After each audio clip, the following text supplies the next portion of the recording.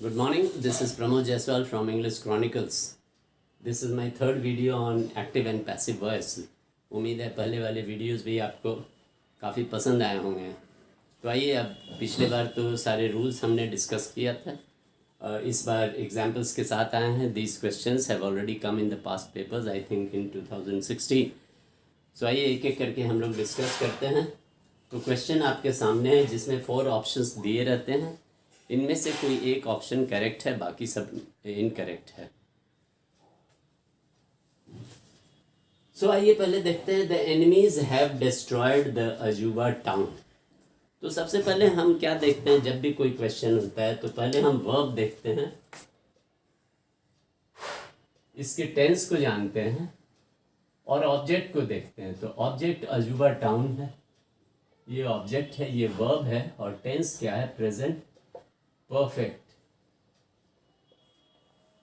तो ऑब्जेक्ट बनता है द अजूबा टाउन, तो ये सारा अजूबा टाउन तो सब सही है। अब ये वॉज डिस्ट्रॉयड, तो वॉज डिस्ट्रॉयड तो खैर हो ही नहीं सकता है। वॉज डिस्ट्रॉयड तभी होता है जब सिंपल पास्ट रहता है तब। तो पहला तो ये रॉन्ग हो गया। अब हैड बीन डिस्ट्रॉयड सेकंड है, तो हैड है, ये प्रेजेंट परफेक्ट है। प्रेजेंट परफेक्ट पास्ट परफेक्ट में कैसे होगा? ऐसा तो होता नहीं है, पास्ट परफेक्ट में तो बदला नहीं जाता है, तो ये भी रॉन्ग हो गया। अब आइए, have been destroyed, have been destroyed, ये तो ठीक लग रहा है। यहाँ भी हैव डिस्ट्रॉयड है, यहाँ भी हैव बीन डिस्ट्रॉयड है। परफेक्ट टेंस में हमने बताया था कि जब भी परफेक्ट टेंस हो तो मिस्टर बीन को आप उसमें लगा दीजिए।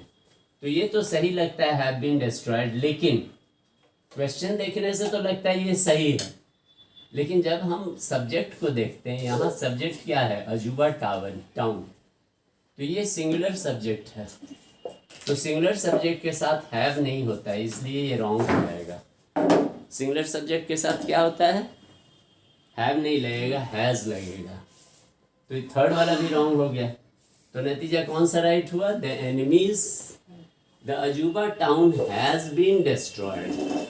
तो यही ट्रैप होता है। कल हम ये पिछले वीडियो में हमने बताया था कि हैज़ और हैव में चेंजेस कैसे आता है, विल शैल में चेंज कैसे आता है, इज़ वॉज आर वेयर, इस सब सभी में चेंजेस हमने आपको बताया था कि इससे आप थोड़ा सतर्क रहेंगे।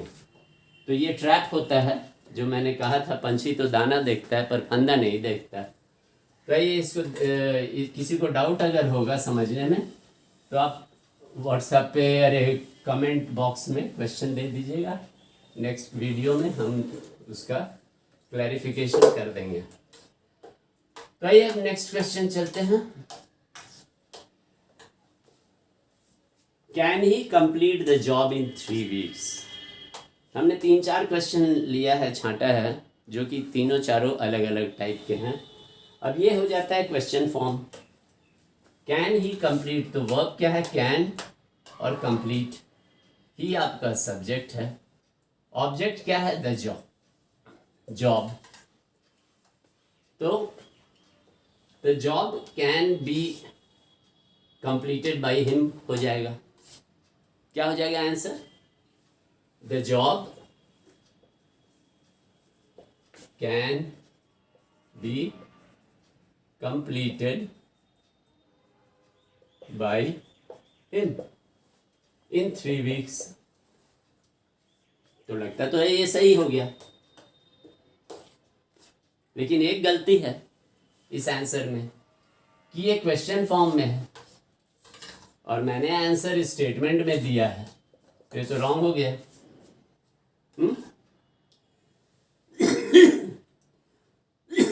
है ना? तो ये तो रॉन्ग हो गया। अब आइए देखते हैं, इसमें तो क्वेश्चन फॉर्म में ही होना चाहिए। यहाँ चारों ऑप्शन तो क्वेश्चन फॉर्म में है। तो अब देखते हैं, can he in 3 weeks complete the job. तो ये वर्ब है कैन कंप्लीट, तो ये एक्टिव में ही है। ये क्या है? फर्स्ट क्वेश्चन एक्टिव में है, ये भी एक्टिव में है। अच्छा, पिछले वीडियो में हम मिस कर गए थे, वो हमारा इनकम्प्लीट हो गया था। जो हमने सवाल लास्ट में पूछा था कि why do we use passive voice. हम पैसिव वॉइस क्यों यूज करते हैं, तो मैं एक एग्जांपल दिया था, जैसे कि समवन स्टोल माय पेन। तो समवन तो इंपॉर्टेंट नहीं है, माय पेन इंपॉर्टेंट है, और सब्जेक्ट हमेशा इंपॉर्टेंट होता है। तो ये एक्टिव वॉइस में है, लेकिन सब्जेक्ट इंपॉर्टेंट नहीं है। तो इट इज़ बेटर कि हम सब्जेक्ट को यहाँ, अरे जो ऑब्जेक्ट है उसको, जो इम्पोर्टेंट है उसको हम सब्जेक्ट बना दें। My pen was stolen by someone, कोई ज़रूरी नहीं है। तो इम्पोर्टेंस क्या है, हम सब्जेक्ट को दे रहे हैं, माई पेन को, समवन को इम्पोर्टेंस नहीं दे रहे हैं। That's why it is better to use passive voice when the object of the active is given importance. जब ऑब्जेक्ट इम्पोर्टेंट होता है तो हम लोग को पैसिव वॉइस यूज़ करना ज़्यादा बेटर होता है, इसलिए हम पैसिव वॉइस यूज़ करते हैं।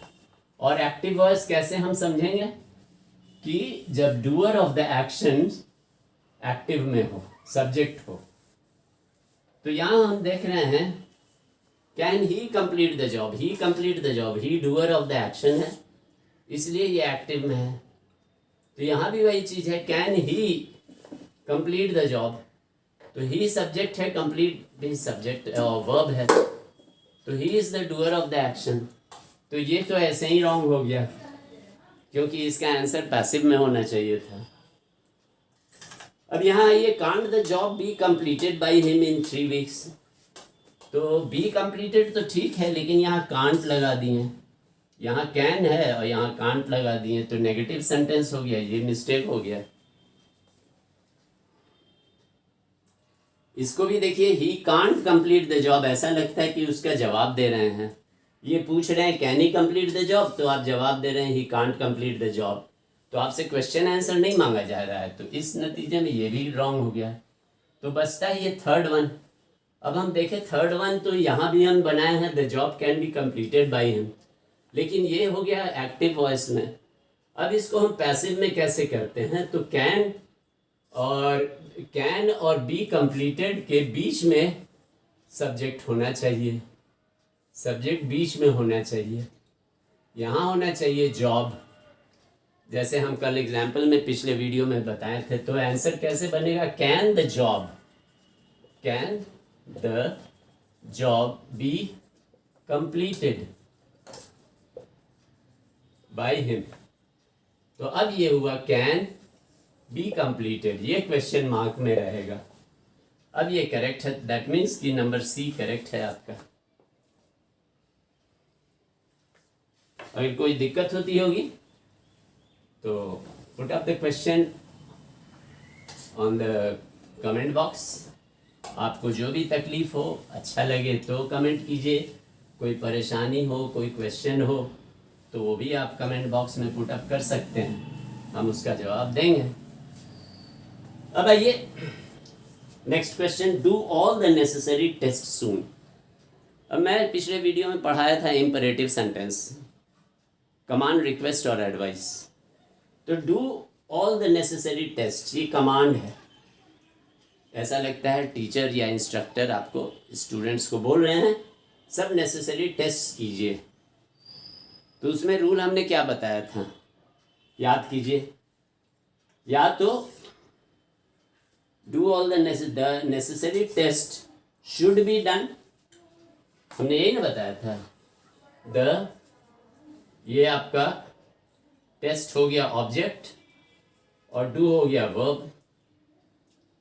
Do all the necessary test, तो ये ऑब्जेक्ट हो गया, the necessary tests should be, बताए थे शुड बी, डू का डन हो जाएगा। और या एक और बताए थे, let the necessary test be done. ये दो आंसर हम बताए थे। तब आइए यहां देखते हैं, all the necessary test may be done. तो मे यहां कैसे आ जाएगा, डू ऑल द नेसेसरी, ये तो ऑर्डर है, तो मे बी डन तो हो नहीं सकता है। All the necessary test may be done, let all the necessary test be done soon. ये तो कुछ ठीक लग रहा है, अभी इसको पेंडिंग में रखते हैं। Let all the necessary were done, were done कैसे लगेगा, पास्ट टेंस तो यहाँ है नहीं, डिड या वॉज तो है नहीं जो कि वेयर लगेगा, तो ये भी रॉन्ग हो गया। All the necessary test have to be done, यहाँ भी हैव से कोई मतलब नहीं है क्वेश्चन में, क्वेश्चन में तो कुछ नहीं है, हैव तो है नहीं, हैव टू बी डन तो होगा नहीं।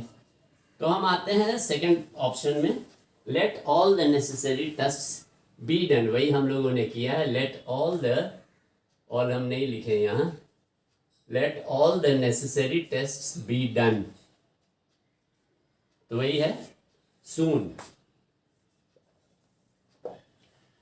तो इस तरीके से जो पहले नेगेटिव आंसर हो, जो रॉन्ग हो, उसको पहले आप हटा दीजिए, तब इजी होता है, तब परेशानी नहीं होगी।